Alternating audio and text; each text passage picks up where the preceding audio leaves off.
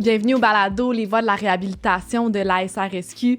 Ici Mélina, votre animatrice habituelle. Aujourd'hui, on a eu la chance de parler avec Marc, qui est coordonnateur pour les maisons Crossroads, en fait des appartements supervisés, qui fait partie de la corporation Maison Crossroads. Et on a été aussi accompagné de Serge, qui est un résident à la maison aux appartements supervisés là, du programme Oxygène, qui est un ex-détenu, puis qui nous a parlé de son expérience en tant que personne âgée, sa réhabilitation sociale en tant que personne âgée. Donc, ce programme-là là, accompagne particulièrement les personnes qui ont eu une sentence vie ou qui sont plus âgées dans leur réhabilitation sociale, qui vient avec différents enjeux que les plus jeunes n'ont pas nécessairement à faire face. Donc, c'est très intéressant là, de voir justement comment ça fonctionne pour la réhabilitation de ces personnes-là qui ont souvent passé énormément de temps au pénitencier, en fait, puis qui se retrouvent dans la vie de tous les jours et qui ne savent pas nécessairement comment on a évolué, puis comment la technologie a évolué, par exemple, et plusieurs autres aspects. Donc, une discussion très intéressante. Alors, restez avec nous là, pour la durée de l'épisode. Hey, on veut juste faire une petite clause de non-responsabilité pour cet épisode, puis en fait pour tous nos épisodes. Donc, comme on dit en bon québécois, on fait un petit disclaimer pour vous dire que la vision des invités à notre podcast ne représente pas nécessairement la vision de l'ASRSQ. Donc, on est très content que les invités s'ouvrent et nous parlent en toute franchise et sans filtre. Par contre, ça ne veut pas nécessairement dire qu'on a les mêmes opinions et que ça représente les valeurs et la mission et la vision de l'ASRSQ. Donc, voilà le petit disclaimer sur ce. Bonne écoute. Bon, merci beaucoup d'être là aujourd'hui. Merci de votre invitation. Avec plaisir, vraiment. Là. Est-ce que vous voulez commencer par nous dire qui vous êtes? Qu'est-ce que vous faites dans la vie? Je m'appelle Marc Fortin, je suis le coordonnateur du service Oxygène. C'est un programme de la maison de corporation Crossroads, qui est une maison de transition qui est le CRC Saint-Léonard, avec le service Oxygène. Donc, nous, on a une spécialisation avec la clientèle âgée judiciarisée. Donc, c'est notre volet. Je vais en parler peut-être un peu plus tantôt, mais... Parfait. Voilà. Moi, c'est Serge Baribeau, un ex-détenu en libération totale, habitant à la maison Léo Boy. Habitant à la maison? Léo Boy. Ouais, Léo Boy. OK. C'est ça. Puis ça fait partie d'Oxygène? Oui, ça fait partie d'Oxygène. OK. Puis là, vous dites libération totale. Vous avez eu une libération conditionnelle avant? Ou... Parce que ça fonctionne quand tu es libéré, tu as une semi-liberté ou bien une libération totale quand tu passes devant les commissions nationales des libérations. Ouais. Puis quand j'ai passé devant les libérations, ben ils m'ont donné ma libération totale avec des conditions naturellement pour réintégrer la société. OK. Puis là, vous avez fait un séjour à la maison. Ben là, je suis encore à la maison présentement. OK. Depuis le 8 mai 2020 que je suis à la maison de Marc. Ça va très bien à la maison à l'heure actuelle. Oui, j'ai pas de problème avec ça. OK. Puis ça ressemble à quoi, mettons, là, vous dites depuis 2020, est-ce que vous continuez là à long terme? Comment vous voyez ça, là? La maison dans laquelle que je suis présentement, elle aide les gars. Parce que t'as un cascading avant de sortir. T'es en prison, tu vas avoir des libérations, ils t'envoient en transition. Un coup, t'es en transition, t'as 6 mois, 1 an, 2 ans, ça dépend de ce que les commissaires vont te donner. Mm-hmm. Un coup, t'as fini ta transition. Si t'as pas d'appartement, si t'as pas de famille, si t'as rien, il y a des maisons comme Marc qui existent pour aider les personnes âgées comme nous autres. OK. La maison comme Marc. Fait que en fond, c'est chez vous, Marc. C'est ça. Ça vous appartient. Dans le fond, ça appartient à la corporation Crossroads, mais souvent, les gars vont faire ces raccourcis-là. Ouais. C'est une initiative qui est née, à l'époque, il y avait un programme qui s'appelait Option Vie, qui était des pères aidants qui avaient à travers les pénitenciers au Québec, même au Canada.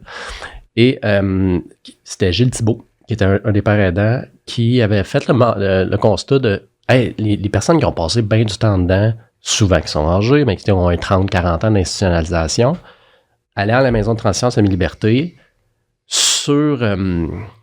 surproduisaient selon leur propre capacité pour dire hey, j'ai besoin de mon dossier, je dois faire du bénévolat, je dois trouver un emploi, je dois socialiser. Fait que les gars surtaxaient leur réel niveau d'énergie pour avoir un super beau dossier à présenter à la commission, réussissaient à obtenir leur libération conditionnelle totale, mais tu sais, on se cachera pas que quand tu as fait 40 ans de prison, tu te cherches un logement, que tu as peu de sources de revenus financières, que tu n'as pas de référence locative et tout, tu as trouvé un logement qui a du bon sens, c'était difficile. Puis là, je te parle de là, une vingtaine d'années, on n'était pas en crise du logement. Et les gars trouvaient souvent des taudis, des appartements dans des blocs d'appartements où il y avait de la consommation, de la prostitution et tout. Ils réussissaient à obtenir leur total. Peu de temps après, il y avait des rechutes.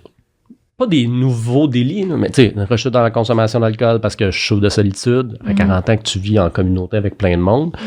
Il a dit, il manque une étape. Puis c'est là que les appartements satellites ont été créés, qui était la première qui était les House Boys où Serge habite actuellement. Et l'idée, c'était de créer, moi je l'appelle des fois la transition de la transition. C'est que ces hommes-là qui sont dans un processus de réintégration n'ont plus l'obligation, la nécessité d'avoir un encadrement aussi soutenu que la maison de transition au niveau de la dangerosité, parce que la mission première, c'est toujours la protection du public. Donc, y a-tu besoin d'avoir un intervenant 24-24 qui surveille à quelle heure qu'ils rentrent, le check-in, check-out? On a encore besoin de les nourrir, parce que c'est encore ça fait 40 ans qu'ils sont nourris. Est-ce qu'ils peuvent reprendre certaines responsabilités? Donc, ils viennent passer un séjour plus ou moins long dans nos appartements supervisés, où ils se réapproprient tout ça. Mais c'est une maison de chambre un peu style foyer de groupe. Donc, il y a le climat de communauté. Le minimum dans en pénitentiaire en ce moment, ils ont les unités de responsabilisation. Fait qu'ils retrouvent un environnement qu'ils connaissent. Fait que déjà que le changement est difficile, c'est OK, au moins, il y a cet élément stabilisateur-là où j'habite avec d'autres messieurs qui ont le même parcours que moi. Fait qu'il n'y a pas de tabou, il n'y a pas les sujets de dire c'est écrit dans mon front que j'ai une sentence vie. Donc, ça permet d'avoir cet environnement-là qui est plus stable et plus simple, puis les gars peuvent se réapproprier leurs responsabilités à leur rythme. Il y a des gars qui sont plus rapides, il y en a qui sont un peu plus lents. Et cette année, dans les dernières années de la pandémie, on a ralenti l'ensemble des choses, puis de trouver des options locatives et d'hébergement adaptées au niveau de la sécurité de l'individu puis de son intégrité, parce que ce qu'on veut éviter, c'est qu'un gars comme Serge se retrouve dans un logement où il y a beaucoup de mouvements policiers et tout, puis si on trouve ça comme logement, parce que c'est ça qui peut se permettre dans sa situation, mais le service correctionnel refuserait pour pas le mettre à risque, parce que c'est ça qu'on veut éviter, qu'il retourne en détention. Donc, la pandémie a gelé les options intéressantes parce que le mouvement, la crise du logement aussi, fait que les options se sont restreintes. Et là, Serge est chez nous encore, on espère pour peu, parce qu'on est en train de développer un programme de logement subventionné pour les personnes âgées judiciarisées. Serge va passer en entrevue mardi, justement, lundi pour sa sélection. Donc, éventuellement, il pourrait s'en aller dans ce type d'hébergement-là, qui est un hébergement permanent. Il va rester là jusqu'à temps que sa santé physique lui permette ou jusqu'à temps qu'il décède, là, s'il veut. Alors que les appartements supervisés, l'idée, c'est de l'avoir temporaire. Une fois que tous tes acquis sont tes réappropriés, comment on peut trouver un plan pour l'amener à l'extérieur. Puis on continue à soutenir ces gens-là à l'externe aussi pour pas briser le lien qui était établi. Puis c'est un peu ce que Serge disait dans le cascading. Nous, au service Oxygène, on commence à rencontrer des gars en détention, on les voit en maison de transition, qui séjournent dans nos appartements supervisés ou pourront pas leur donner un soutien. Fait que on est là pour les aider à faire le lien avec leur équipe qui change d'un plan à l'autre. Fait qu'on a cet élément stabilisateur-là, fait qu'ils se retrouvent pas tout seuls. Parce que ça fait 40 ans, 30, 40, 50 ans, des fois, qu'ils sont dans le réseau, puis font comme « Hey, à chaque fois, je dois recommencer à zéro. » Puis au moins, il y a un autre élément d'intervention qui connaît le dossier, puis qui peut aussi nourrir, puis diminuer certaines craintes. Parce que combien de fois tu as dû répéter ton histoire quand tu changeais d'agent, là? Encore, là, les gars veulent même plus changer d'agent quand ils sont rendus solides avec nous. Ça fait combien de temps t'as Nathalie? Ça fait combien de temps t'as Nathalie? 3 ans? S'ils changeraient d'agent, ça serait une autre perte. Ouais, c'est ça. Pour des gens qui ont peu de réseau. Là. Ouais. Puis là, on parle. Le problème qui existe dans notre cas, nous autres, quand on sort du pénitencier, on s'en va en transition, ils nous préparent pas à rien. T'arrives en transition, puis débrouille-toi, tu sais. C'est ça qui arrive. Puis quand tu pars de la transition, puis que tu t'en vas comme chez Marc, c'est le jour puis la nuit.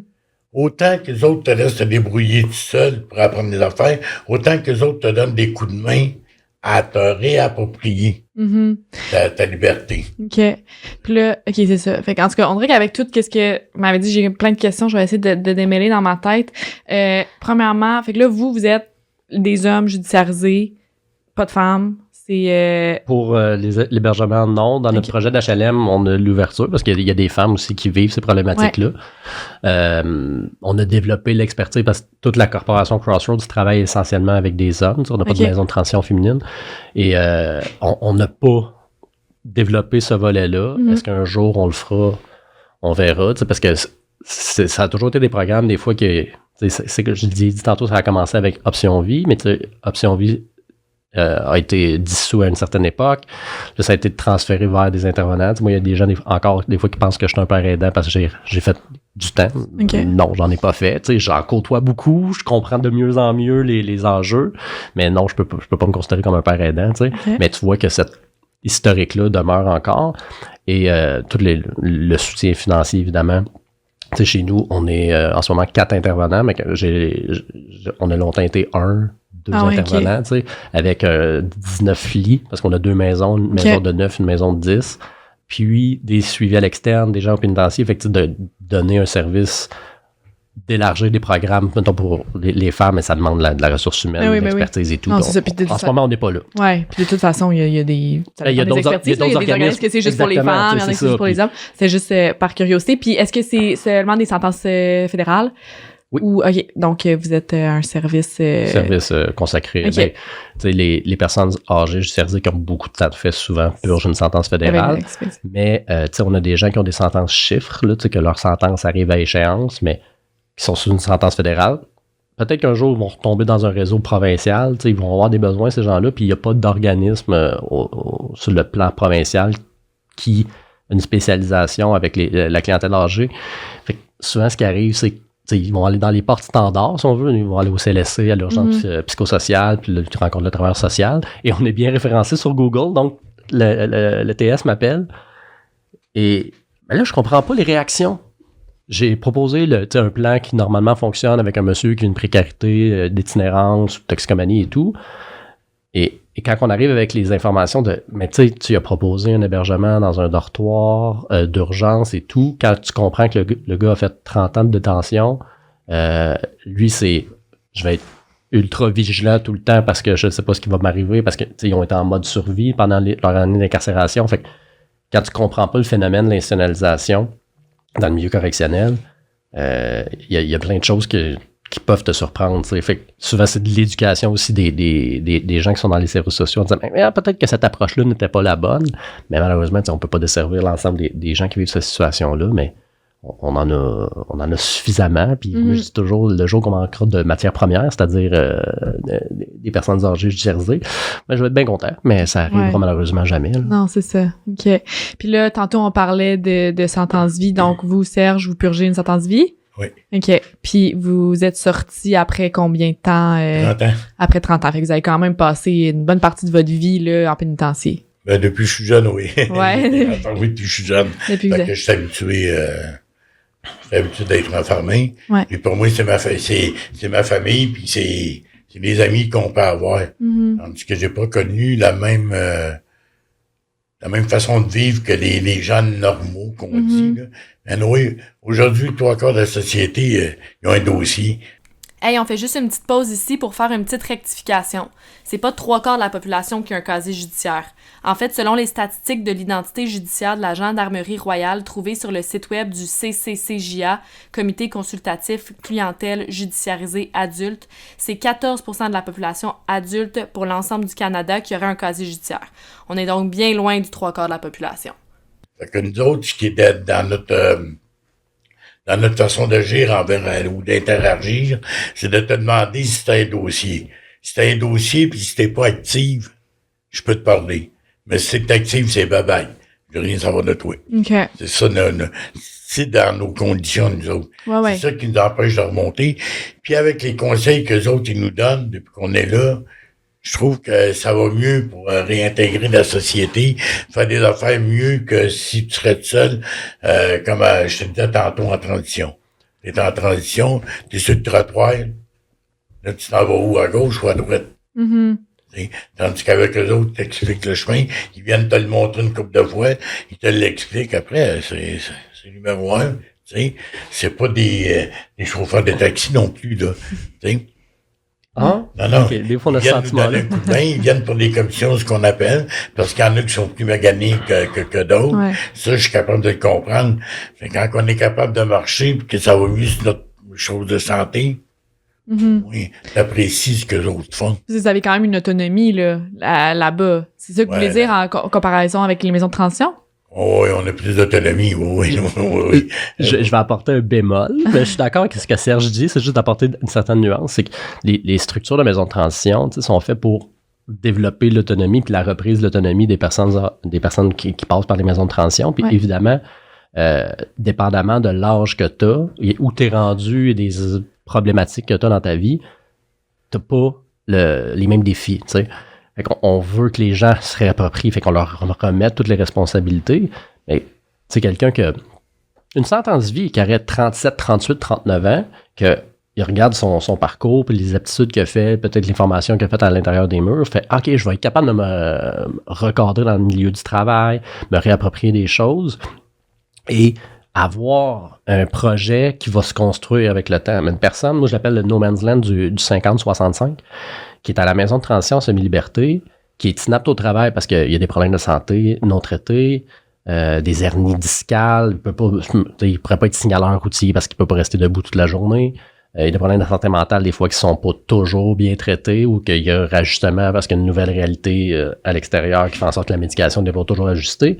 Et que ces gens-là, évidemment, on ne peut pas les approcher puis leur demander les mêmes choses qu'une personne qui a plus d'aptitude. T'sais. Et souvent, c'est là que ça accroche parce que les programmes, on dit, ben voici la marche à suivre, puis on le pousse pour qu'il soit autonome, mais ces gens-là ont peut-être besoin, des fois, on appelle ça la zone de vulnérabilité, de dire, hey, celle-là, va peut-être falloir qu'on l'aide à la prendre en charge, puis ça va prendre plus de temps. T'sais. Fait que je comprends quand Serge, il te laisse aller et il t'aide pas. Ce qui n'est pas tout à fait le cas, c'est qu'on prend le temps de faire l'évaluation. Est-ce que la personne est capable de le faire ou pas? Fait qu'on va l'essayer. OK, ça marche pas. On va changer la stratégie. Puis dans la comparaison Crossroads, ce qu'on a développé dans les dernières années, c'est un programme qu'on appelle l'essentiel. On dit des ateliers parce qu'on n'aime pas le mot programme. On veut sortir un peu du vocabulaire correctionnel, qui est essentiellement une rencontre de groupe avec des personnes âgées judiciarisées qui sont soit qui ont vécu des échecs, parce que une personne sentencée à vie pourrait faire 3-4 fois le même parcours de la maison de transition sur la même sentence, même s'il n'a pas récidivé. T'sais. Fait que plus il a vécu d'échecs, plus c'est difficile de se projeter et de voir du positif, parce que, Serge l'a dit tantôt, ça devient ta famille, ça devient tes amis. Fait que, de trouver l'équilibre entre je suis mieux au pen ou je suis mieux dehors. C'est quoi l'avantage d'être dehors versus les avantages du pénitencier que je connais. Donc, tout ça fait en sorte qu'on a créé des groupes de soutien où les hommes qui participent à ça apportent leurs défis, apportent leurs suggestions, puis à travers ça, mais là, on fait des sorties exploratoires. Ça peut paraître banal, mais dire, OK, parfait, on va sortir en gang, on va aller à la Grande Bibliothèque de Montréal, parce que faut que tu t'inscrives comme citoyen pour avoir accès à tout ça. C'est une démarche qui est extrêmement positive, mais juste des fois de se rendre là en transport en commun, une carte aux puces, tout est nouveau. guichet, là t'arrives là, même, vous avez juste à mettre votre carte, puis ça va se scanner. Le clash technologique est épouvantable. Oui, mais en plus, si on parle de 30 ans, en 30 ans, ça a évolué en titi. Quand j'accompagne un monsieur au CHUM, puis que la madame bénévole, qui est super gentille, dit « Mettez votre carte là, vous allez avoir votre date de rendez-vous. » Avant, les gens se parlaient. Là, ils se parlent pas. Qu'est-ce qui se passe? Puis, toi puis moi, on est habitués. Moi, je trouve ça bien plus efficace qu'aller parler à madame derrière le comptoir. Mais pour eux, ce contact humain-là est aussi important parce que c'est aussi ça, la réintégration sociale, c'est de reprendre des habitudes de socialisation. On dit des fois, le gars du dépanneur, c'est peut-être son meilleur chum. On était pris un café, on était acheté un café au dépanneur à côté de chez lui tantôt. Il est rentré. « Salut le grand! » Il le voit tous les jours. C'est la personne qui fréquente le plus souvent, c'est le gars du DEP. Ça a l'air bien niaiseux, mais je suis sûr qu'il est content de le voir tous les matins, puis je suis sûr que le gars du dépanneur aussi. Mais des fois, on trouve que c'est un peu banal, mais c'est important de construire sur ces petits détails-là, parce que c'est une vie entière qui est à se réapproprier, puis le réseau s'est effrité là, dans les 30 ans, là, il n'y en a plus de famille, de gens. Puis, Serge a dit tantôt qu'il a fait 30 ans de pénitencier, mais ça a commencé bien avant ça, sa vie d'institutionnalisation. Mais veux-tu nous en parler? Déjà des murs, que tu es sentencé. La journée que tu as ta sentence, tu peux être tout. Tu peux être tout. Tu peux être tes amis, tu peux être ta famille, tu peux être ta dignité. T'es traité comme un morceau de marde, là, si on peut dire, là. Puis c'est vrai, t'as plus rien, là, c'est quand t'entends fermer la porte pour la première fois que tu te dis, c'est vrai, je m'en vais pour. Mais tant que t'entends pas ce bruit-là, t'as toujours espérance qu'il s'est trompé, mais il s'est pas trompé. Ouais. Il t'envoie en dedans. Ouais. Puis là, pour les gens qui nous écoutent puis qui savent pas, c'est sentence vie. Quand on a une sentence vie, qu'est-ce qui fait en sorte qu'on sort? Vous avez eu, avec possibilité de libération conditionnelle, après tant de temps? Comment ça s'est passé pour vous, là? Ça fonctionne quand t'es sentencé, une sentence vie 25 ans ferme. Sentence vie 25 ans éligible, faut que tu fasses 10 ans. Comme moi, j'ai pris une sentence vie éligible en premier. C'était une sentence vie, j'avais 25 ans ferme à faire. En 99, je suis retourné en rappel, puis j'ai une sentence vie éligible 10. Ça veut dire quoi, ça, pour les gens qui nous écoutent? Éligible 10? Éligible 10, ça veut dire qu'il faut que tu fasses 10 ans. OK. Avant de demander une libération conditionnelle totale. Ça ne veut pas dire que tu vas l'obtenir, mais tu peux la demander. Ouais. Ben présenter devant la commission, tout ça. OK. Mais moi, j'ai été un petit peu tannant à l'intérieur des murs. OK. C'est pour ça qu'il a fait printemps. OK. Je me suis pas mêlé de mes affaires en dedans. Ouais. Ça veut dire, quand je dis pas mêler de mes affaires, j'étais président du comité des détenus, président des longues sentences, puis j'ai été président des AB. Fait que, 3 affaires qui fait que j'arrive. Non, mais c'est bon, je t'ai dit de pas rouler. Oui. C'est pour ça que je me suis dit, reculer. C'est un sport. Je pense qu'il y a un bonhomme qui tire en arrière. Fait que c'est ça qui arrive là-dedans. On a fait tout ça pas. J'ai fait une émission sur la cabane à sucre, puis ils m'ont demandé d'aller dans le bois, puis j'ai pas voulu. OK. J'avais peur qu'il y ait un monsieur avec des bonbons puis qui m'attire. OK, ça veut dire quoi, ça? Ça veut dire que si tu fais travailler ton imagination, il y a beaucoup de gens qui vont dans des endroits comme ça, qui donnent des bonbons aux jeunes pour les attirer, pour faire des cochonneries. J'ai eu peur de ça. OK. Ça m'a pas marqué. Ouais, OK. C'est ça qui arrive. Bon. Puis pour revenir à ce qu'il disait pour les maisons de transition, là, c'est pas vrai. Vous avez eu une mauvaise expérience, vous, en maison de transition. Moi, je suis sorti de prison. Je suis remonté, j'ai fait 5 transitions. Ça veut dire que je suis remonté 5 fois. OK. J'ai fait 5 transitions. C'est ça, vous avez vraiment eu des mauvaises expériences. Oui. Il y en a des bonnes. C'était-tu le fait que vous vous êtes fait remettre en dedans qui fait en sorte que vous avez autant une mauvaise opinion des maisons de transition? Non, c'est des screws qui passent plus en nulle part. Ouais. Ça, c'est des agents du service correctionnel. Ils passent plus en nulle part, puis ils s'en vont ouvrir ça à un moment donné. OK. Moi, la première transition que j'ai faite, elle est fermée aujourd'hui, mais le gars, il a acheté une maison en Pennsylvanie, pas loin du pénitencier. Puis il montrait des photos. Le matin, les prisonniers sortaient du peine, tout enchaînés, des chemises karaté, l'ensemble karaté. Mais lui, il prenait des expériences de là-bas pour mettre à sa maison. C'est qui quand tu fais des contre-coups? C'est nous autres. Ouais. Mais c'est sûr que je pense qu'il y a de la corruption dans tout, puis il y a des institutions qui fonctionneront moins bien. Là, c'est sûr, en même temps, vous avez vécu une mauvaise expérience. Il y en a d'autres qui apprécient grandement les maisons de transition parce que ça leur permet justement de transitionner entre la prison puis la maison. Je pense que tu allais dire quelque chose, Marc. Je te laisse aller. Mais c'est ça, mais vous me parlez de votre expérience qui est valide parce que vous avez vécu des choses négatives là-bas. Oui, mais c'est pas pour moi, c'est pour les gars. Ouais. Pourquoi que on peut pas parler des transitions qui sont là pour les gars qui vont sortir, alors qu'on va parler d'une manifestation de je sais pas trop quoi. Tu sais? Il y a des manifestations aujourd'hui pour tout et pour rien. Bon. Tu parles pas de... Puis là, vous aimeriez qu'il y ait une plus grande parole, manifester un peu plus pour ce qui se passe dans les transitions, qui a pas d'allure, à votre avis. Oui, les gars qui sont en dedans, c'est-tu des humains? Ben non, c'est des chiens. Ouais. On est humains. On a commis une erreur. C'est arrivé dans notre parcours de vie. On a mal choisi notre chemin. On a payé notre facture. Mais aujourd'hui, donner la chance aux gars. Tu sais, donner la chance aux gars. Fait que pour vous, la maison de transition, c'est comme la continuité là, du pénitencier ici. Avant, là, il n'avait pas de maison de transition. Si je recule dans les années 50, 60, Ouais. il n'avait pas de transition. Tu faisais ton temps, tu sortais, tu s'en allais chez vous. Il y avait moins de remontage, puis de ci, puis de ça.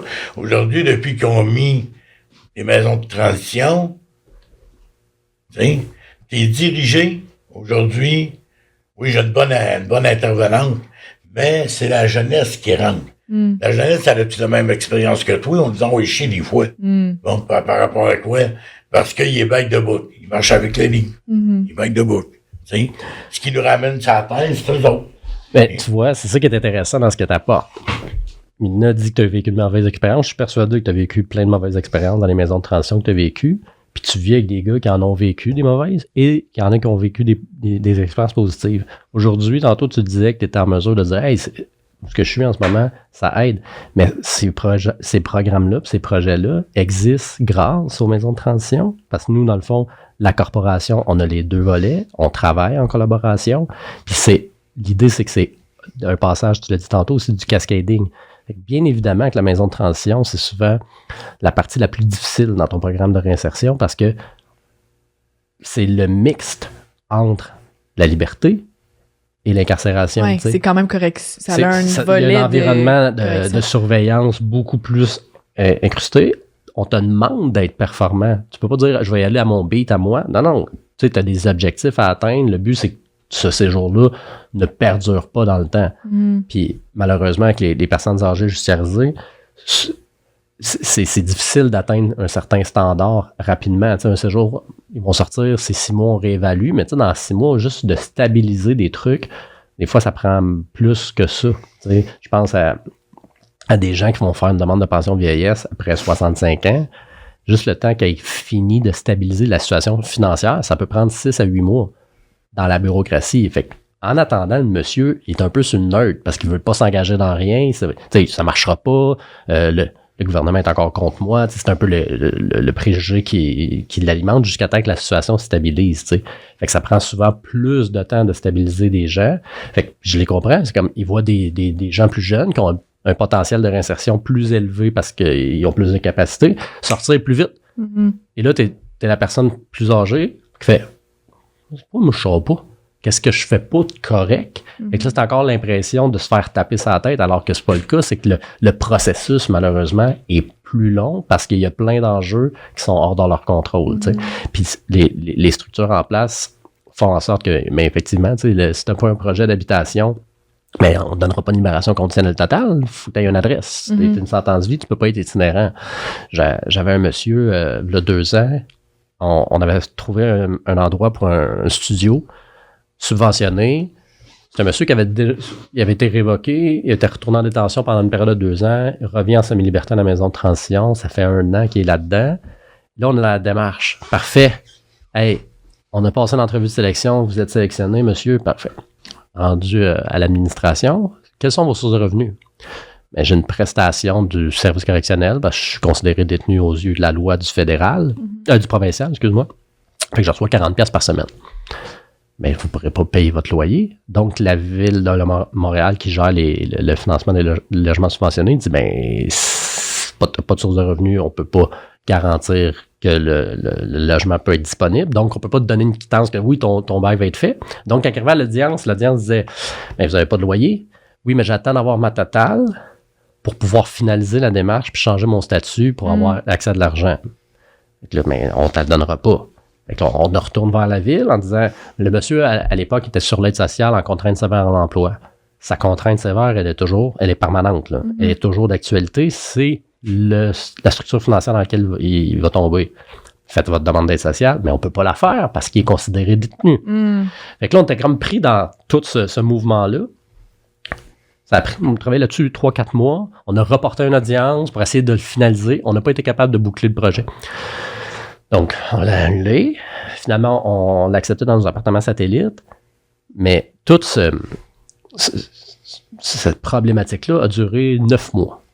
Fait que pour lui, dans sa tête, c'est pendant 9 mois, j'ai dû faire encore de la maison de transition, alors que tout le monde était bien d'accord à ce qu'il quitte.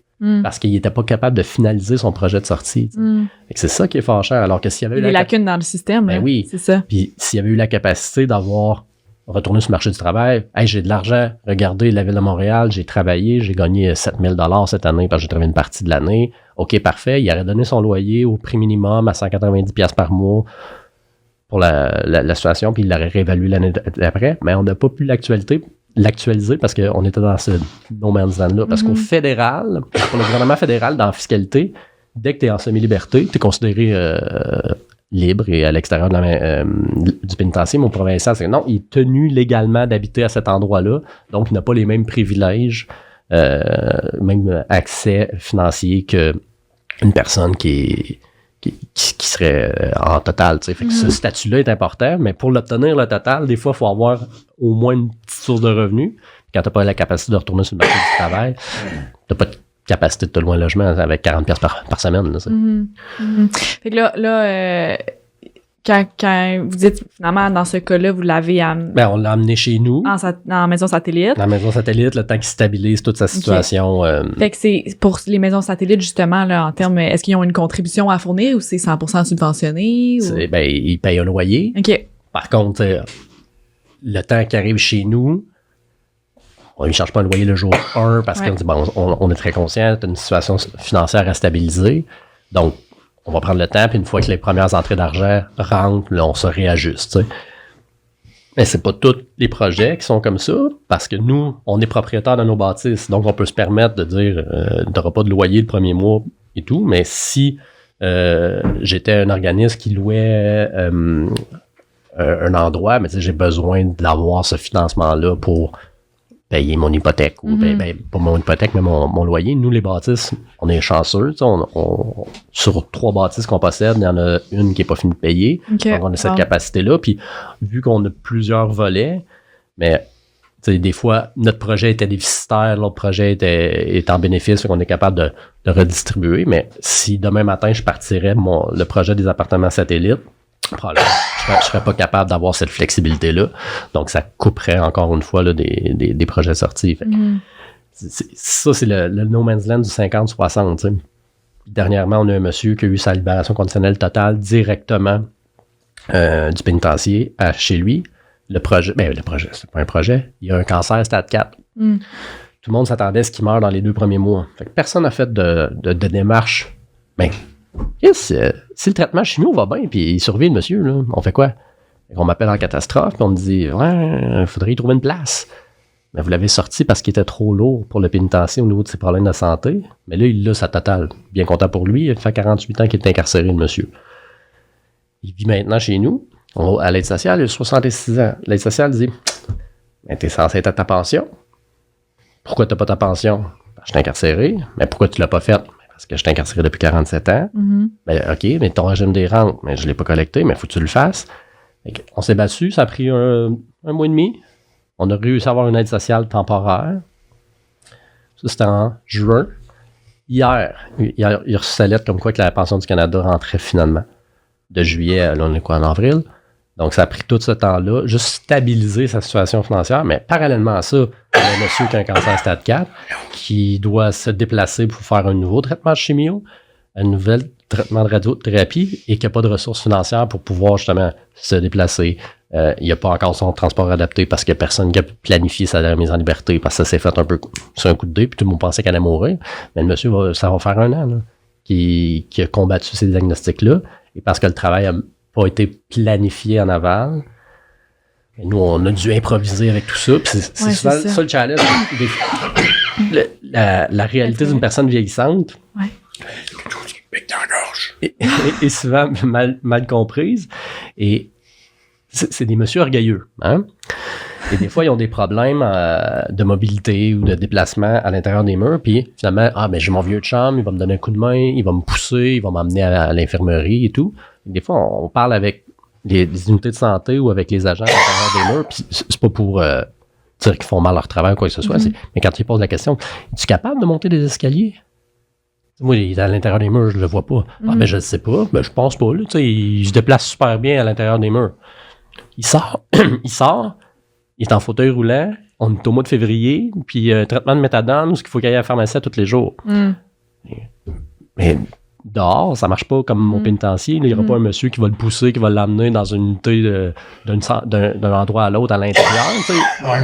La chaise n'est pas adaptée pour l'extérieur. Mais là, ce monsieur-là est à la maison de transition, puis c'est les maisons de transition qui sont pris un peu avec ces problèmes-là.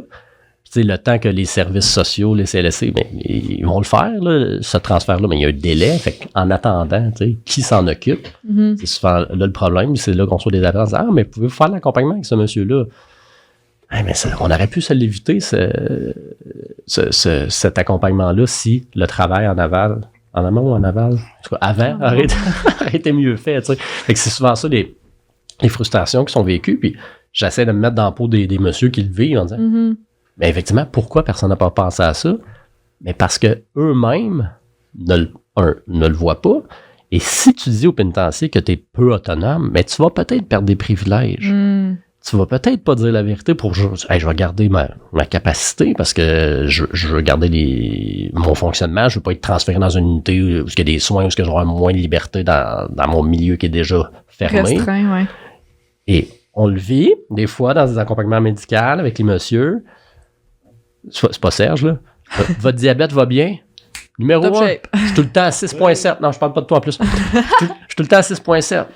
Ah, mais parfait. Le médecin ne le connaît pas. C'est la première fois qu'il le rencontre. Et là, oui, mais on a une infirmière du CLSC qui vient 4 fois par jour pour s'occuper de l'injection de l'insuline, veiller à son équilibre alimentaire et tout. Ah!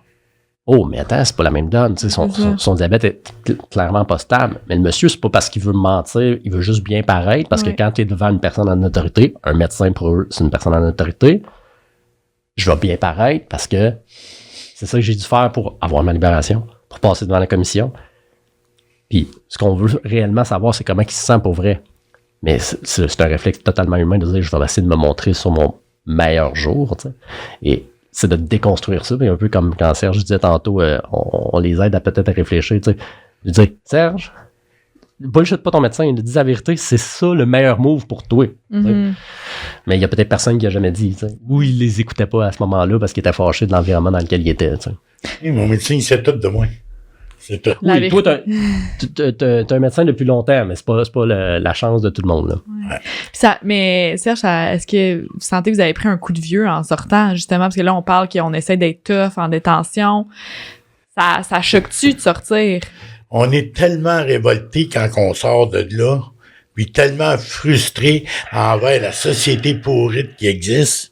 Parce qu'on dit ça de même, on pense tout la même affaire les gars qui sortent, que comment si tu veux, avant de rencontrer des gens comme ça, là, on va le laisser de côté. Quand tu t'en vas à ces maudites maisons-là, comment si tu veux arriver à progresser dans un monde normal? Ouais. Tu peux pas progresser dans un monde normal parce que t'as des conditions de la maison, ils te tapent sur la tête, ils font ci, ils font ça. Là, il faut que tu rentres à 7 heures le soir. T'es en total, là.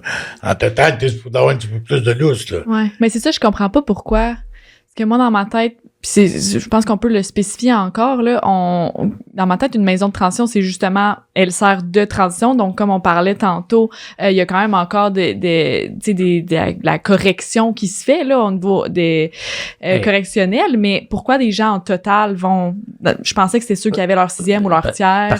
Comme Serge a dit tantôt, il a déjà été tannant. Okay. Et des fois, on vise la maison de transition en alternative à l'incarcération. Okay. Donc, une personne qui a réussi à obtenir sa libération conditionnelle totale vit des bris de conditions répétés. Rien de dramatique, mais on est moins sécure. L'agent de libération conditionnelle est un peu moins outillé pour défendre le fait qu'on le garde à l'extérieur, mais pas assez sévère pour dire tu retournes en détention, on va te renvoyer en maison de transition temporairement pour que tu stabilises tes choses. Là, moi, je ne connaissais pas Serge à cette époque-là, fait que je ne veux pas avancer là-dessus, mais c'est souvent, ce qu'on préfère, c'est de garder les gens à l'extérieur. T'sais. Puis ce qu'on aime aussi dans les appartements satellites, c'est que si jamais ça se désorganise chez nous, puis qu'on a une situation qui fait en sorte, là, l'environnement dans lequel on travaille, le soutien et l'encadrement qu'on peut leur offrir est insuffisant pour rassurer la commission de libération conditionnelle, l'opinion publique, les services correctionnels. Mais on a l'option de retourner un pas en arrière, qui est beaucoup plus intéressant que de remonter. Le pas en détention. Des fois, ça va être, je vais retourner en détention un 30 jours, je me ressors, je suis en maison de transition. Bien sûr que les gars sont fâchés. Là. Ouais. Qui serait pas fâché de ça? Ouais. Fait que tu ressors un peu craqué, mais en même temps, si cette décision-là a été prise, souvent, pas toujours, elle est justifiée. Ouais. Des fois, ça prend du temps avant qu'on prenne la justification, mais bien sûr que des fois, on fait c'était sévère. On aurait pu peut-être y aller d'une plus grande flexibilité. Puis, tu sais, les conditions légales existent pour s'assurer que la personne qui les vit ne se retrouve pas dans son pattern délictuel. Ce qu'on appelle je parle mon vocabulaire, mais tu sais, si la personne a l'interdiction de consommer de l'alcool parce qu'elle a fait son délit en état d'intoxication, elle va avoir cette condition-là. Ce qui fait bien du sens, selon moi. Par contre, après ça, une fois que le monsieur ou la madame dit hey, elle finit par nous avouer qu'elle consomme de l'alcool. OK. On a rendu où dans sa consommation d'alcool? Puis la désorganisation, elle est où? T'sais? J'ai un monsieur, il a fait un délit en état d'intoxication d'alcool en 77. Il a maintenant 76 ans. Le fait qu'il consomme de l'alcool, est-ce qu'on est à la veille qu'il aille faire un meurtre? Fort probablement que non. Mais évidemment qu'à chaque situation, il faut réévaluer tout ce risque-là. Et plus souvent qu'autrement, on réussit à dire, OK, on va restructurer les choses pour les garder dehors, puis on ne fait même pas le retour à la maison de transition. Puis moi, ça fait 7 ans, je suis au service oxygène, une quinzaine d'années, je suis dans le réseau. Puis depuis 15 ans, je vois qu'on est capable d'arriver avec des projets d'alternatives à l'incarcération, surtout avec les personnes plus vieillissantes. On a amélioré ce volet-là. Pas encore parfait, bien sûr. Il n'y a pas de cinéma parfait, ça n'arrivera pas. Mais on est capable d'aller négocier des structures qui vont nous empêcher d'amener des gens en détention. Sauf que c'est sûr que quand le pattern se répète, c'est un élastique. Hein, l'élastique finit par péter, puis c'est ça qu'on veut éviter. Mais on a une plus grande flexibilité qu'on avait à une certaine époque dans cette relation-là avec les services correctionnels. Tantôt, Serge parlait des jeunes qui prennent le contrôle, mais il y a quand même des gens... Ça, c'était les employés qu'on parlait? Les employés, c'est ça. Mais il y a des gens qui ont des expertises, qui ont de l'expérience et qui sont capables justement d'avoir cette flexibilité-là. Et j'en vois plein. En 15 ans, j'avais des gens qui commençaient comme moi. J'ai déjà été le jeune, tu sais. Puis à un moment donné, on finit par prendre conscience. Ben oui, puis bon, je suis pas si vieux, mais on est capable de prendre confiance en nos moyens puis de proposer des choses. Mais souvent, il faut se battre. Puis je dis souvent à mes gars, je dis, tu sais, il faut que tu m'apportes des munitions. Fait que si toi, t'as rien à proposer, j'ai pas de munitions, là. Fait que souvent, c'est le travail de réflexion, puis de les amener à réfléchir, puis à dire, OK, qu'est-ce que je peux proposer comme démarche pour éviter justement que le cadre se resserre trop, puis que là, que j'étouffe, puis là, ça me met en mode tabarnouche, puis que là, je fasse fuck that, et que je fasse de l'autosabotage, puis je retourne en dedans. Ça arrive, puis c'est ça qu'on veut éviter. Moi, je vais te donner un exemple, comment est-ce que ils m'ont donné une chance depuis que je suis sorti. Tu sais, Internet, là. Moi, quand je suis rentré en dedans, là, c'était à Python, comprends-tu? Puis c'était à roulette, hein? Il n'y avait pas d'autre chose. Là, tu sors de là, t'es rendu. Je ne sais même pas si c'était un coin nuage. Puis là, ben, étant donné que des fois, tu as des bons, comment tu appelles ça, pas des commentaires, des demandes amicales. Sur les réseaux sociaux. Des belles filles. Hein? Moi, là, j'ai envoyé 1800 pièces de bord en France pour absolument rien. Juste, pis si j'ai passé proche de remonter, c'est lui qui a arrêté ça. Parce que vous êtes fait avoir par une arnaque sur Internet. Et voilà. Okay. Mais oui, vous connaissez pas ça. Non, on connaît pas ça. Ça ne nous est pas montré. C'est ça, je te dis, que au lieu de mettre des affaires au PEN ou ben non en maison de transition, là, connaissance de soi ou ben non, l'enfant en soi ou whatever, tu sais, ils prennent ça, ils enlèvent ça, c'est du bourrage de crâne. Oui, mais je comprends ce que vous voulez dire dans le sens que, vu en tant que personne âgée qui n'a pas grandi avec la technologie, puis en plus, vous avez été isolé pendant tellement longtemps, vous n'avez pas vu ça développer, fait que vous arrivez dans le monde, puis c'est comme si vous êtes un nouvel enfant. Là. Quand je suis rentré, il y avait 4 sortes de chars. Aujourd'hui, ils ont peuplé, ils ont fait des enfants. Oui, c'est ça. Il y en a 45 000. Ouais. Et ce que Serge raconte aussi dans son histoire de fraude, tu sais, Serge a la condition de déclarer ses états et revenus. Effectivement, pour voir ses états de compte, pour voir où va l'argent. T'sais. Et ils ont imposé ça à un certain moment dans son parcours. Et je l'aidais à sortir son état de compte. Là. Il y a des trucs un peu bizarres. T'sais. Non. Et là, c'est les moments où j'ai eu le moins bonne relation avec Serge parce que j'étais la personne qui est en train d'explorer la faille. OK. Parce que là, dans le fond, ça, c'était préparation à aller rencontrer l'agent de libération. Exactement. Tu as préparé la documentation de voici. OK. Et là, tu sais, quand t'as envoyé 400$ en Afrique du Sud ou en Europe, on sait pas trop où. Au Bénin. Au Bénin. Mais tu veux le cacher, t'as honte. Ouais. Puis tu sais, je me suis fait avoir par une fraude comme un enfant, tu sais. Mais sur le coup, tu sais même pas que c'est une fraude. Tu penses encore parce que tu sais, ça l'a continué à un certain moment. Fait qu'il s'est comme caché plutôt de dire Hey, tu sais quoi, Marc? On me fait avoir, qu'est-ce que t'en penses? T'sais, d'aller chercher l'opinion de quelqu'un qui a peut-être une meilleure expérience que toi sur les réseaux sociaux avec les demandes d'amitié de madame au parcours alléchant. Mais je le garde pour moi, je veux pas, parce que je savais inconsciemment que ce qu'il faisait, c'était pas tout à fait correct. Mais là, si je dis ça, ça va être quoi la conséquence? Ils vont-tu me gérer un bris? Je vais-tu aller en prison? Parce que j'ai envoyé de l'argent à une madame. Même en culottes. Bien sûr, c'est pas comme juste ouverture totale et grande transparence. Et là, on grattait le bobo, puis le moment donné, il finit de dire, ben oui, me se fait avoir, OK, là. Mais ça a pris quelques mois. Mais cette situation-là ne représente pas un risque de dangerosité au niveau de la délinquance que Serge a pu avoir fait dans le passé. Par contre, c'est une condition légale qu'il y a. Fait que, il faut juste comprendre ce qui se passe. Et on a fini par réussir à comprendre. Pas parce que Serge a avoué ou quoi que ce soit, c'est qu'on a travaillé la relation de confiance. C'est souvent ça qui n'existe pas au début, parce qu'ils ont vécu plein de situations. Tu sais, Serge a dit tantôt 5 fois suspendu. C'est pas parce que les gens qui étaient dans son parcours, c'était des mauvaises personnes ou quoi que ce soit, puis c'est pas parce que Serge est une mauvaise personne, ça fonctionnait pas à ce moment-là, mais ces expériences-là demeurent, par contre, dans son parcours. Il dit, pourquoi je ferais confiance à ça? Moi, ils m'ont monté 5 fois. Je leur ferai plus jamais confiance. Avec raison, toutes les expériences, tu t'es fait échauder. Et là, j'ai réussi à avoir une discussion franche, authentique avec mon agent, avec les gars du service oxygène. J'ai pas été remonté. J'ai pas été retourné à la maison de transition. Ils m'ont eu un bris? Il y a eu un bris. Mais ils m'ont pas fait chier. OK. Et tu sais pas quoi? Il a recommencé le taparouette. Pas vrai. Oui, mais cette fois-là, il en a parlé plus vite. OK. Il était capable d'en discuter plus rapidement. Dès qu'on le fait, ouais, parce qu'il savait que ça s'était déjà passé, que ça avait fonctionné. Mais là, il se disait, ça se peut que je me trompe, là, je parle pour toi. Ouais, ils vont peut-être être déçus un peu que je me sois fait avoir encore, mais m'a bêté que ça va marcher. Et qu'est-ce qui est arrivé? On a fait un autre bris. OK. Mais toujours chez nous. On n'a jamais retourné en arrière. On a continué à travailler. On l'a éduqué. On a fait une formation en ligne sur les fraudes chez les personnes âgées. Ouais. On a fait un paquet de trucs. Puis j'ai dit, il était temps à maudit, vous m'expliquez ça de même. Parce qu'il a fallu qu'on modifie le discours. Ouais.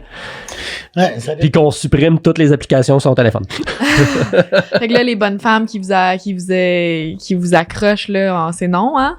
À cette heure, je les supprime moi-même. Ben oui. Ben, quand tu connais pas ça. avoir, là. Quand tu connais pas ça, là. Tu connais pas ça. Des fois, c'est même pas une bonne femme, puis c'est un homme au bout du réseau. Parce que, comme qui disait, la fille était trop belle, tu sais, trop bien taillée au couteau pour venir au. Ce que j'ai dit, je dis, Serge, je veux pas t'insulter, mais cette femme-là, elle est pas attirée par toi. Hein? Ça fait-tu mal, ça? Hein? Ça fait-tu mal de se faire dire ça? Non, ça te fait plus réaliser des choses que de faire attention. Oui, comme je t'ai dit tantôt, il n'y a pas grand-chose qui me fait mal et qui va m'affecter. Mais des affaires de même, c'est parce que ça me porte à réfléchir. Ouais. Quand je me ramasse tout seul, je pense à la journée que j'ai passée. Puis à un moment donné, je me dis, il a dit ça a rapport à telle affaire. Fait que, ça fait son bout de chemin. Oui, ça fait son chemin. Ouais. Que je rencontre n'importe qui, des fois, ils vont dire un mot, une phrase qui va m'accrocher. Puis ça va me titiller, puis le soir, je vais penser à ça. Mm-hmm. Et c'est pas ce qu'on souhaite, mais le parcours que Serge, ça fait 2 ans, 3 ans, dans le fond, qu'on est ensemble, là. En 3 ans, les acquis qu'il a fait, je pense qu'il ne retournera pas en dedans, puis j'y souhaite, mais mettons qu'il désorganise.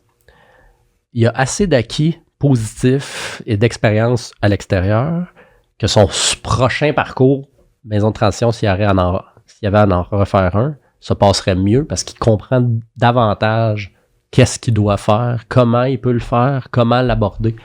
On l'a amené au souper de Noël à la maison de transition. Là. Je dirais ça comme un chef. Là. Il est pas arrivé là enragé contre la maison de transition. Il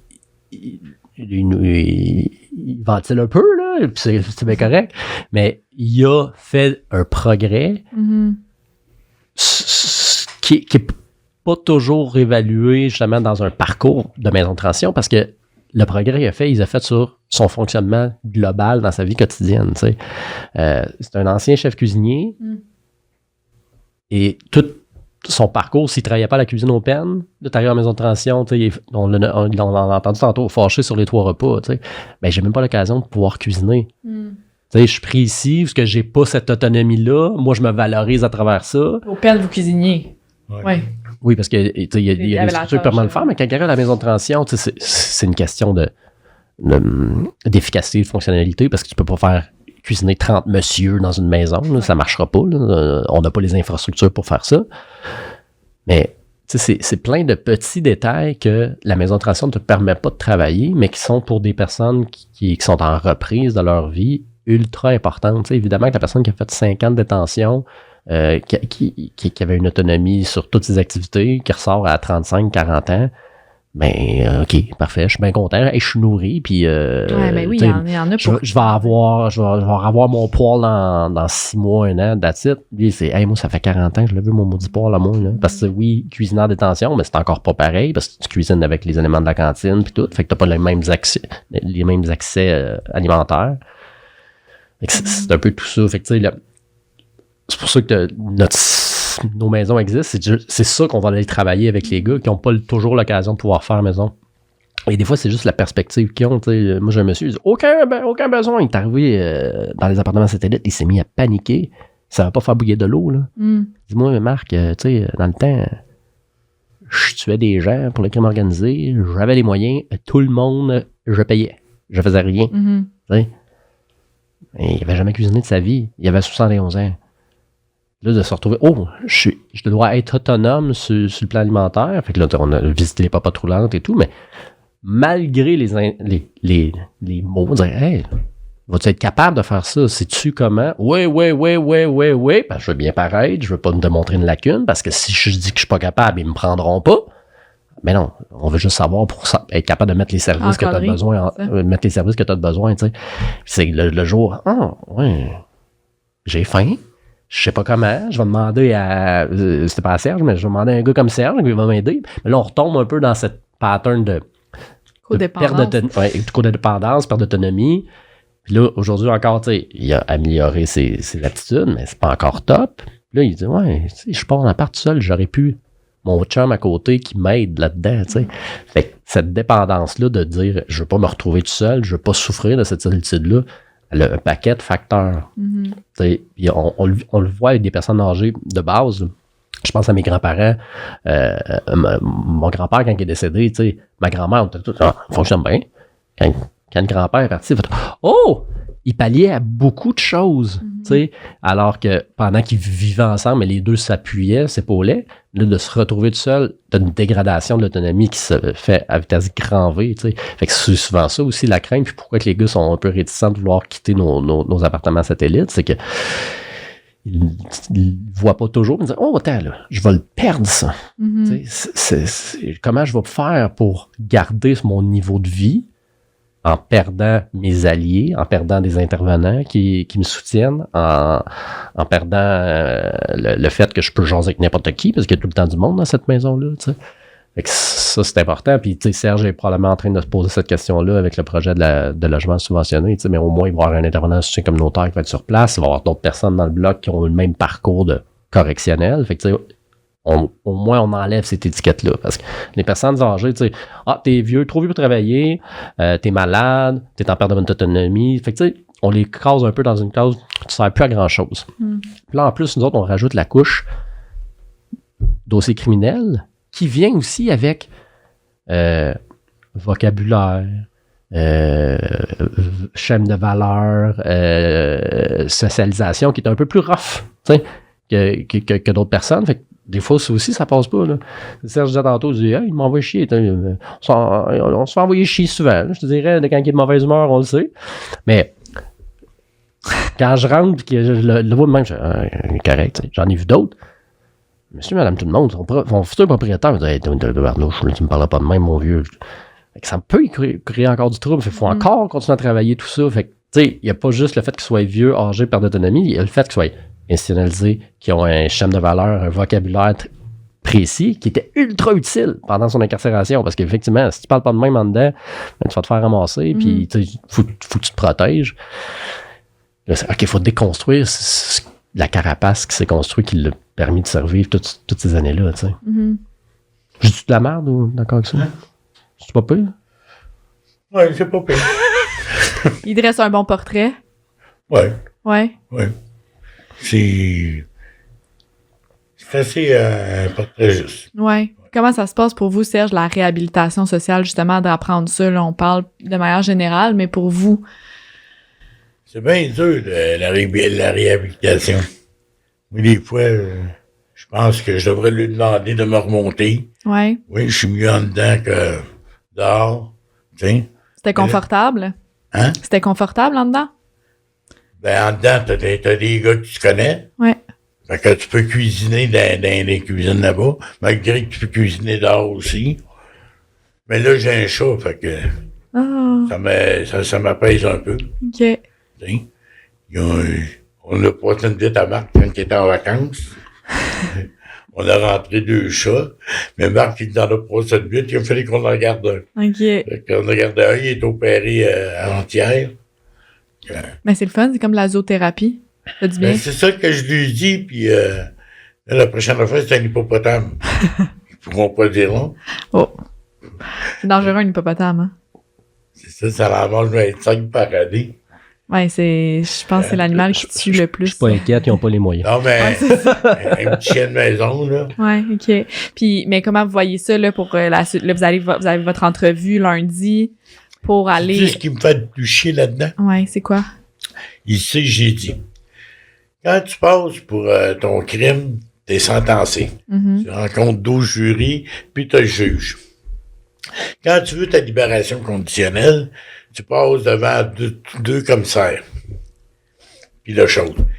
Puis pour avoir un logement, un HLM, il faut que tu passes devant un comité de sélection. On n'a pas assez d'avoir des hosties de dépenses avant nous autres. Il faut rencontrer ça. Puis là, t'es pas sûr de l'avoir. T'es vraiment pas sûr de l'avoir. Parce que moi, ça fait 3 ans que j'entends parler de ça, ces HLM-là. Là, je les ai vus construire. Je les ai vus en condition. Fait que là, on y croit un peu plus. Là, c'est juste de savoir si t'es accepté ou pas. Fait que c'est de repasser un peu de plaider votre cause encore. Ouais, c'est ça. Devant... Ouais. C'est ça qui me fait suer. Ouais. Ça vous stresse? Ça me stresse pas, ça me fait suer, c'est le contraire. Moi. OK. Si ça me stresserait, je me préparerais des réponses, mais là, c'est juste... C'est juste frustrant, là, pour vous, en ce moment. Je suis obligé de tu sais, j'ai plus l'âge d'arriver puis de dire d'aller me battre pour des hosties d'affaires de logement. Tu m'en donnes un ou tu m'en donnes pas. Fait que c'est tout. Tu sais? Puis si jamais, là, je vous souhaite le meilleur, puis... s'il m'en donne pas, moi, rester où ce que je suis. Ouais, OK, c'est ça. Vous pouvez rester... OK. Vous pouvez rester... J'ai ma chambre, tout est installé. J'ai la vue sur le parc, je suis correct. OK. Puis si tu as un petit appartement, vous avez un coloc de chambre? Ou... OK. Fait que vous avez là, j'ai une chambre. Actuellement ou... Actuellement. Actuellement, c'est maison de chambre. Dans le fond, c'est sur 2 étages. Fait que tu dirais c'est un 4,5 partagé à 4. Ouais. OK. Un 5,5 partagé à 4. OK. Il y a 4 chambres à coucher, salon, pas salon, mais une cuisine, salle à manger. OK. Avec une grosse terrasse, mais au rez-de-chaussée, parce que c'est la même maison, dans le fond. Il y a 5 chambres, salon, salle à manger, cuisine. OK. Il y a 4 salles de bain dans cette maison-là. Puis... OK. Non, c'est juste l'écœurement de passer devant ça. Ouais, c'est ça, passer devant encore un comité là, qui vous évalue, puis qui vous juge, puis que... Oui. Ouais. C'est encore évalué par des épais. et qui est une structure qui existe pour tous les logements subventionnés, pas juste pour le nôtre. Non, c'est ça. Mais effectivement, à cause des expériences qu'il a vécues de judiciarisation, puis tout le processus correctionnel, tout à fait normal qu'il fasse le lien encore une affaire, même structure, alors que une personne qui n'a pas de parcours correctionnel, judiciaire, hey, t'as une démarche comité de sélection HLM. Cool, je vais aller expliquer pourquoi je le veux. Fait que tu vois que cette perception-là, juste le fait qu'il soit institutionnalisé, qu'il ait tout vécu ce projet-là, lui fait ce que ça lui fait vivre versus une personne qui n'a pas ce parcours-là. Fait que c'est là des fois que ben bizarre, lui, il faut raide d'aller rencontrer des gens pour. Ben oui, mais faut comprendre, il vient de où, pis c'est quoi les expériences qu'on a vécues. Puis si tu ne l'as pas crié, c'est toi que tu avais une sentence vie dans un environnement qui n'est pas habitué de travailler avec ce type de personnalité-là, mais ils font comme c'est ça. Parce que tu vois, l'été, je suis bien, je lui fais le charcoal. L'hiver, c'est le. Fait de charcoal, il n'est même pas game de l'allumer, il a peur du feu. Le repas de Noël. Mais vous me semblez quand même à l'aise, vous semblez quand même bien, vous m'avez dit en début d'entrevue, vous n'êtes pas gêné, il n'y a pas de tabou, etc. Fait que pour vous de repasser devant ça, est-ce que vous êtes capable d'expliquer c'est quoi vos difficultés, de où est-ce que vous venez? Je peux très bien parler, je peux très bien déparler aussi. OK. Ouais. Fait que là, ça veut dire quoi, ça, concrètement? Ça veut dire que ça dépend de la personne qui est en avant de moi. Je peux très bien y parler. Comme la personne qui est en avant de moi, je peux très bien l'envoyer chier. OK. Fait que le contrôle C'est ça. d'impulsivité, mettons... Non, c'est pas difficile. C'est pas difficile, pas de minute. Ça dépend de la façon que tu rencontres les gens. OK. Donc, tu as la capacité de choisir le filtre que tu veux mettre, c'est ça? Ouais, c'est ça. OK. C'est ça. OK. Fait que là, est-ce que ça, c'est des... Ben là, tantôt, on parlait d'ateliers, là. Y a-t-il des ateliers aussi pour se présenter dans des genres de situations comme ça? Pour être politically correct, si on dit ça en guillemets comme ça? Il n'y a pas d'atelier. Inquiète-toi pas, il n'y a pas d'atelier. Ouais, ça fait partie du phénomène. J'en ai fait assez des ateliers, parle-moi pas d'un atelier. Tu peux choisir un autre terme, puis il va être bien content, mais dis pas atelier. Ça serait quoi le terme, mettons? Formation? Programme? Non, pas programme. Non. Oui, c'est des programmes en dedans. Formation? Non, programme. OK, mais là, si je vous dis... Formation n'existe plus. Okay. Non, mais en termes fédéral. Le terme que tu aimerais, mettons, on t'aiderait à te préparer dans un entretien comme un truc d'HLM. Comment t'appellerais ça pour pas que ça te fasse suer? De la même façon que je parle aux gens. Moi, j'ai pas de formation, pas de ci, pas de ça, pas de gants blancs, pas de gants bleus. Donc, si on veut te transmettre de l'info, on appelle ça un cours? Quoi? Si tu veux qu'on te transmette de l'info. Moi, je t'ai entendu dire le mot formation quand tu m'as parlé de ton affaire de fraude là, à l'époque. Tu me dis, donne-moi une formation sur ça. Oui, on a pas de formation, ça marche. Sur des choses de même. Si on serait plus outillé là-dessus, sur Internet, on commettrait moins de gaffes. Ouais. Mais quand t'es pas outillé... Et là, si on résume les défis que tu as vécus en étant une personne âgée, judiciarisée, c'est... Mon réseau social, moi, ça limite à un ami que j'ai là-bas, puis du chat, fait que... Fait que c'est réseau social déficient, difficulté avec les technologies, problèmes administratifs avec les différentes bureaucraties canadiennes et québécoises. Eh oui. Et incapacité de développer ton autonomie fonctionnelle comme tu le voulais en maison de transition. Pas en tout. J'ai-tu résumé les 4 points qui étaient difficiles? Pas en tout. Fait qu'il vous connaît pas en tout, dans le fond. Pas en tout. Il me connaît pas en tout. Non, c'est ça. Il dit n'importe quoi. C'est bon. Moi, j'ai tout le temps été habitué de payer comptant. Ouais. Depuis que je suis jeune, j'ai commencé à travailler, c'est comptant. Puis donner un budget, moi, là, j'ai pas appris à donner un budget. Mm-hmm. Fait que c'est sûr que j'arrive dans le trou de 200, 300, 400 piastres. Hein? Oui, je paye, puis je paye, c'est tout. Mm-hmm. Là, il faut que je fournisse les factures, puis il faut que je fournisse ci, puis il faut que je fournisse ça. Fait que des fois, j'oublie des factures, c'est involontaire. Mm-hmm. C'est pas parce que j'ai oublié des factures. Des fois, je ramasse mes affaires, puis je m'en vais. J'y repasse un coup, je suis rendu en haut. Fait que, là, quand tu redescends, puis tu vas prêcher ta facture, mais tu peux pas l'avoir parce que le commerçant, il a fait une autre transaction. Mm-hmm. Fait que je mets un approximatif. Mm-hmm. Comme là, j'ai rendu à 460 piastres de restaurant. OK. C'est bon? Hein? En combien de temps? Un mois. OK, quand même.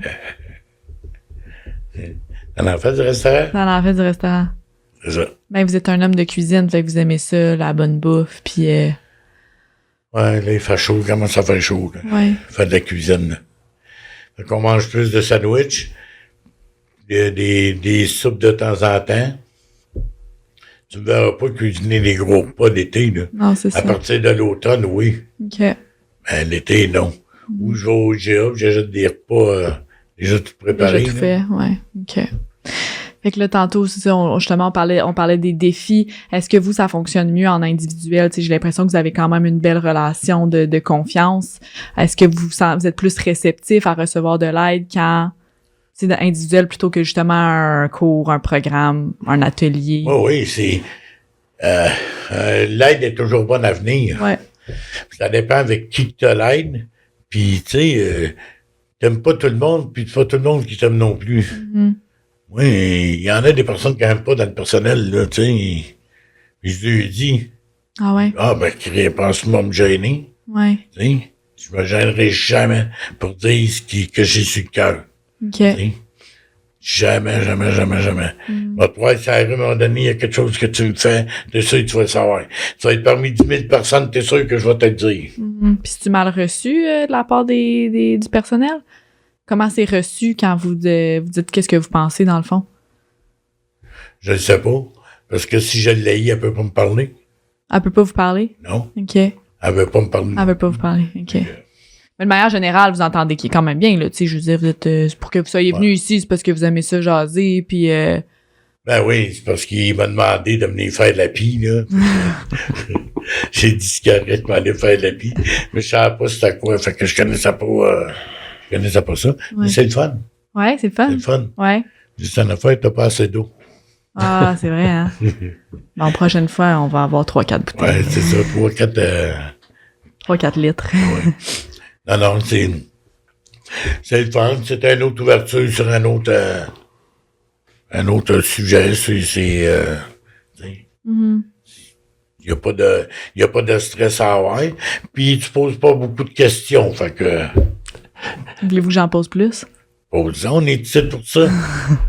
Mais l'idée de pourquoi aussi on a pensé à Serge, c'est que c'est un monsieur qui aime ça parler, mais pour une fois, il a l'impression que sa parole peut avoir un impact. Mm-hmm. Fait que quand tu es isolé socialement, les seules personnes qui tu vois, c'est d'autres ex-détenus à qui tu as passé du temps, des intervenants, puis le gars du dépanneur. Là. Mm-hmm. Les choses que j'ai sur le cœur, qui va les entendre? Mm-hmm. Fait que c'est une opportunité aussi de dire... De ventiler. De ventiler plein de choses, puis ça, c'est son parcours, puis c'est ce qu'il a vécu, puis c'est ce qui ça lui appartient. J'étais plus ou moins d'accord avec certains de ses points, puis c'est bien correct, t'sais. Mais l'idée, c'est de dire, son expérience à lui, ça a été plus ou moins négatif, mais aujourd'hui, malgré tout, il a réussi à continuer à avancer dans ce processus-là. Puis là, aujourd'hui, qu'est-ce qu'il a dit tantôt? Il dit, là, je me sens bien, t'sais. Tantôt, tu parlais de dire, de te retourner en dedans, mais en même temps, je suis bien où ce que je suis content de ce que j'ai atteint. Ça y a pris du temps, il y a eu beaucoup de garnottes dans ses souliers, mais il a passé à travers. Mm-hmm. Puis c'est le parcours le plus tough, le parcours de la semi-liberté, puis de tout le parcours de la maison de transition. Puis une fois que c'est passé, faut juste pas tomber au neutre. Mm-hmm. Serge a eu certains moments de neutre et des moments d'activité. Dernièrement, il a repris des mouvements AA, il a fait des démarches avec la Maison d'Orléans pour la socialisation. Fait qu'il a repris justement l'activité un peu plus groupale, sociale et tout, plutôt que de rester chez lui, seul, dans son appartement, à se poser toutes ces questions-là. Fait que là, ça lui permet de pouvoir s'exprimer sur plein de choses. Et c'est ça qui fait en sorte qu'il est de plus en plus volubile aussi, parce qu'il y a des gens qui l'écoutent. Mm-hmm. Ouais. C'est pas trop indiscret de vous demander votre âge, Serge? 102 67. 67. Je vais avoir 67. Vous allez avoir 67, OK. Puis, fait que là, vous avez commencé les AA, fait que vous aviez un problème de consommation. Ouais. Ben, moi, ça fait 35 ans que je consomme plus. OK. Fait que la détention, ça a quand même permis d'arrêter ça un peu. C'est ça qui a arrêté la détention. OK. C'est ça. Parce que si j'aurais pas été arrêté, j'aurais continué, puis je serais pas ici devant tout pour te parler. Ouais, c'est ça. Quand ils m'ont arrêté, ils ont bien fait. Ah ouais? Ouais. OK. Vous reconnaissez là, que sans cet arrêt d'agir-là, ça aurait pu dégénérer là, vraiment plus. Puis, j'étais parti ce soir-là pour faire un très beau carnage. OK. Fait qu'au lieu d'avoir un meurtre, je n'aurais peut-être eu 10-12. Ouais, OK. Puis la reprise des A, c'était pas tant pour travailler l'abstinence à l'alcool, c'était plus pour apporter une socialisation, tu sais. Ouais. C'était ça le besoin, plus que travailler l'abstinence, tu sais. Ben oui, Puis de dire, je peux être dans un endroit où ce que je serais, tu sais, c'est un environnement qui est un safe zone, là, un mouvement AA Anonyme, pour dire, je serais pas jugé à cet endroit-là, tu sais. Fait que c'est ça qui est intéressant, c'est que tu peux te mettre un peu à nu sans trop te faire brasser, tu sais. Exactement. Puis est-ce que vous rencontrez des gens avec qui vous avez quand même réussi à interagir? Positif, des amis, des... Comment qu'on a... Non, c'est des gens que je rencontre le samedi. On fait un meeting. Après ça, on va manger. Après ça, ils me reconduisent au métro, puis je m'en viens. Je suis content de les voir les samedis. C'est ça? Une fois par semaine. Ben ça devient quasiment des amis, là, de les voir, de les côtoyer comme ça chaque semaine, puis d'avoir un réseau social, en fait, là. Oui, tous les samedis, puis on s'écrit aussi dans la semaine. OK. Sauf que pour les fréquenter, pour aller chez eux, une disposition, ça prend une enquête communautaire. Pour voir s'ils ont des antécédents, puis... Ouais, c'est ça, savoir s'il y a ça. Vous autres, vous avez l'interdit, là, d'être avec des personnes... C'est ça, qui ont un quand ils disent, non, tu peux aller au meeting, le fréquenter, mais après le meeting, tu vas manger, mais après, ça s'arrête là. OK. Parce qu'ils font tout un after meeting qu'ils appellent. C'est ça. Fait que personne déjeune le matin. On va tous déjeuner quand le meeting finit. OK. Il finit à 11h15, 11h30. Vous allez bruncher, puis... Fait qu'après, on va manger. OK. Oh, c'est le fun. Puis avez-vous... Je disais le brunch du samedi. Là. Ouais, c'est ça. Ouais. Puis tantôt, quand vous avez dit, là, au moment où vous avez eu votre sentence, si vous avez tout perdu, vos amis, votre famille, etc., est-ce que là, vous avez encore de la famille qui est revenue avec le temps ou... Non. OK. Non. J'ai quelqu'un qui s'est dit, ma soeur, que j'ai été 2-3 fois chez eux. Puis là, j'ai décidé de plus y retourner puis de couper des ponts parce que c'est un étranger pour moi. OK. Puis, Elle se dit votre sœur. ouais, c'est ma soeur. OK. Quand le service correctionnel a fait une enquête avant que je sorte, il n'y a pas trouvé personne de ma famille. Ça m'est arrivé ça complètement sur Messenger à un moment donné un soir. OK. Fait que ça se peut que ça soit pas vrai. Oui, c'était vrai. OK. Mais ça me donne quoi d'aller là? Ouais. Je suis plus freiné avec vous autres qu'avec elle. Ah ouais. OK. Pour moi, c'est rien, là. Ouais. Tu sais, ma famille, j'en ai pas de famille, puis je suis bien de même. Ben, vous avez trouvé une famille... Ben, c'est ça, j'en ai un autre ça. Ouais, c'est ça. J'ai le dirigeant de la famille, là. Le pot. Le père, ouais, c'est ça. C'est ça. J'ai pas vu la mère encore, mais j'ai le père. Tu sais. Fait que, non, c'est ça. OK. Puis là, tantôt, on parlait de votre agente, que ça fait quand même... C'est votre ALC, agente de... C'est comme ça qu'on l'appelle? Ouais. Nathalie, c'est ça? Ouais, Nathalie. OK. Ouais. Fait que là, elle, ça fait longtemps que vous la suivez, vous avez un bon lien avec elle. Mais là, ça fait 3 ans là, que je suis Elle vous avec suit? elle. OK. Il reste 3 ans avant qu'elle prenne sa pension. Après ça, elle va retomber, ouais, Puis vous la voyez aux 3 mois? au mois. Au mois, c'est au mois. OK. Ouais, nous autres, les sentences qu'on a, c'est pas comme les autres sentences, les petites sentences. Ouais. Ben, moi, je travaille au provincial. Fait que OK. j'ai des bimensuels, des mensuels. OK. Mais je sais que des fois, au fédéral, ça peut aller, je pense, aux 3 mois. Ouais, aux 3 Ouais, mois. c'est Ben, ça. nous autres, ça commence aux semaines. OK. Après ça, c'est aux 2 semaines. Après ça, c'est au mois. Je sais pas combien de temps que tu fais. Après ça, c'est aux 3 mois. Puis après 3, 4 ans, 5 ans, tu tombes à l'année. Une fois par. Je pense que ça arrive plus à l'année. Hein? Je pense que ça arrive plus à l'année. T'arrives pas à ce temps? C'est plus souvent que ça. Oui. Ouais, OK.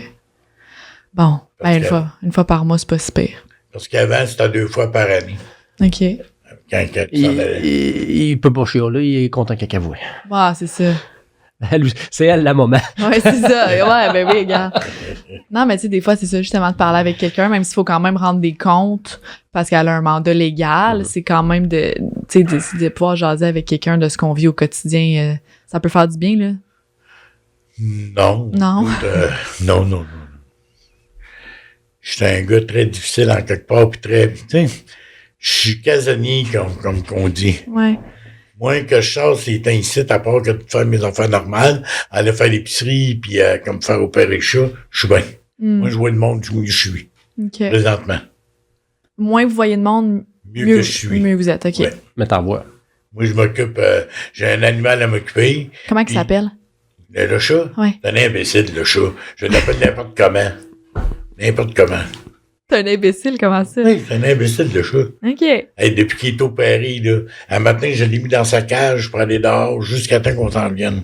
OK. Il est opéré mardi, mais il arrête pas de miauler pour aller dehors. Ah, OK. C'est 24 heures sur 24 qu'il miaule. Ah. Puis il couche dans ma chambre, fait qu'imagine-toi, je l'entends. Puis quand il va dans le passage, c'est les gars qui l'entendent, puis ils viennent fou. OK. Fait que, Mais là, tantôt, vous avez dit que vous étiez content d'avoir un chat, fait que... oh, Et oui. il adore son gros niaiseux. Officiellement, il s'appelle Blue parce qu'on lui a donné un nom lors de l'opération. OK. Mais c'est le chat. OK. Le chat, Le chat. le bébé, Bon, c'est l'imbécile. ça. Fait qu'il vous tient quand même compagnie. Oh, oui, Ouais. oui. Il n'y a pas personne qui va faire mal au chat là-bas, là, Non, tu sais. c'est ça. Il y en a des places que, oui, tu vois un animal, ils vont le fesser, mais ce que je suis, non. Que de l'amour. Oui. Il en a en masse. Bon, En masse. tant mieux. Ouais. Moi aussi, j'étais une fan de chat. Ouais. Je suis allergique, là, mais j'en ai un à la maison, puis OK. c'est le bébé. Ouais. Oui, il est gris. Le mien, il est roux. OK. Il s'appelle Guy. OK. Ouais, Guy. Je vais vous battre. Le mien s'appelle Ballonné. Ballonné. Bon, Ah, on est tous les trois des fans de chats, c'est ça? Oh, oui. Ben, c'est calme, un chat. Ouais. Ben, à part le vôtre, là, si vous me dites qu'il miaule 24 Ah, heures sur ouais, ben, c'est 24, Mais avant d'être opéré, il miaulait pas. Il OK. miaulait, mais. il va c'était pas- s'adapter, Ouais, puis... c'était pas comme ça. OK. Il est comme toi quand tu te fais opérer. T'es chialeux après. Bon, je sais place. Fait que, il joue plus dans mes balles de laine. Fait que ça, c'est correct. OK. OK. Puis la santé, comment ça va? Numéro 1. Ouais. Pour de vrai, là? Ben non, pour le fun. Ça va très bien. Ouais, OK. Fait Ah que- ouais? C'est passé de quoi pendant mes vacances? C'est pas tout quoi, oui. Non, c'est ça. Ça va bien. Fait que vous êtes quand même pris en charge, là. Tantôt, justement, on parlait de... Oh, oui. de... Le médecin, j'ai un médecin médecin de famille qui me voit, puis quand que ça va pas, je lui dis. OK. Puis quand que ça va, il sait, lui. OK. Je veux pas te voir. Bon. Parfait. Lui, ici, à Montparnasse. Hein? Ici, à Montparnasse. Ouais. Ouais. OK. Comme on disait tantôt... Si ça va bien, il te sent, puis je veux pas te voir, puis si j'hésite à m'emmener à parler de quelque chose, ben là, Le Saint-Cyr, t'as vu une couple de fois. Là. ouais. Ouais. Il y avait des trucs à régler. OK. Bon. Bon, ben écoute, ben c'est bon. Fait que là, dans le fond, vous êtes vraiment là, bien aligné pour la réinsertion totale là, dans la société. Puis vous êtes bien entouré à la maison. Oh, on est bien entouré des intervenants, puis on fait ce qu'on a à faire, puis on y va, tu sais. Si il dit d'aller sur la ligne droite, tu vas sur la ligne droite. S'il dit de revirer à gauche, tu revires pas à droite, là, tu sais. Mhm. Tu revires à gauche, c'est ça. Mhm. C'est comme vous autres aussi, là, tu sais. Ouais. Tout le monde parle de prison à un moment donné. Oui, c'est beau la prison, mais vous avez votre prison, vous êtes avec intérieurement. Mhm. Tu sais. C'est sûr qu'on peut pas vivre les mêmes choses que vous autres, mais l'autre, on était dans une prison intérieure, en plus d'être dans une prison, vraiment. Ouais. Tu sais. Ouais. Ben oui, la liberté, c'est un concept abstrait. On pourrait en parler longtemps. Mais c'est Mais, ça. ouais. Il n'y a pas personne qui est à l'abri d'aller en prison. Mm. Personne. Absolument. Ben c'est vrai, les lois elles changent. Puis Tu peux sortir après-midi, pas avoir un accident, ouais. tu viens éteindre. Tu viens de tout parler. Ouais. Le Ouais, monde- c'est rapide des fois, hein, ça se passe comme ça, puis ça change une vie. Ouais. Ouais. Le monde, il pense pas à ça. Il pense pas à ça.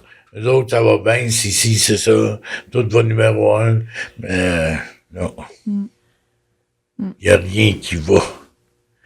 On est dans une société malade. Mm. Moi, j'aimerais ça participer dans un événement avec les jeunes. Ah, Aller négocier. Il me semble comme à niveau politique, par exemple? Ah oui, Pour changer... n'importe quoi. Tu sais, aller négocier avec eux autres, là. Ouais. Tu sais. Avez-vous des opportunités de faire du bénévolat, mettons, dans des organismes qui vous tiennent à cœur? Je veux dire, de l'esclavage. Ben, du bénévolat, c'est quand on veut le faire. C'est de Je vous parle pas de l'esclavage. travaux communautaires, C'est là. de l'esclavage. Ouais.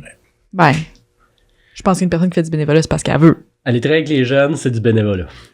Avec Ouais, les jeunes, c'est c'est du bénévolat, puis avec nous, c'est de l'esclavage. Ouais. On l'a assez fait quand on était au pénitencier. Ouais, ben ça, je suis quand même d'accord avec vous, là. Ouais. Vous êtes payé des peanuts, là, pour ce que vous faites. On en faisait plus que le client demandait. Fait que, c'est pas grand-chose. Mais c'est ça pareil. Ouais. La vie, c'est ça. Ouais. Je regarde les 3 jeunes. Hein? Ça- Donc, on aurait dû faire avec eux autres, hein? Ah ben ouais, je suis content, tu m'inclus pas là-dedans. Oui, on aurait Moi, dû je faire. suis rendu dans ta gang. Ouais, Gang c'est de ça. vieux. La qualité. Il est chanceux, j'avais une grosse barbe, je l'ai coupée. Ça chaud l'été. Mais c'est ça. Ah, peut-être qu'il va se la raser pour l'été aussi, hein? Non. Ah, c'est Pourquoi pas? Tiens, il est. Regarde les cheveux bruns, mais tiens ta barbe. Bon, ben écoutez, messieurs, merci beaucoup Merci à vous. de vous être d'avoir parlé. Est-ce que vous aviez quelque chose que vous voulez rajouter pour la fin? Comment vous avez... C'est toi et d'autres, mon intervenant, il a parlé plus. C'est le fun c'est lui qui a fait la mère. Mais ça, c'est pas grave.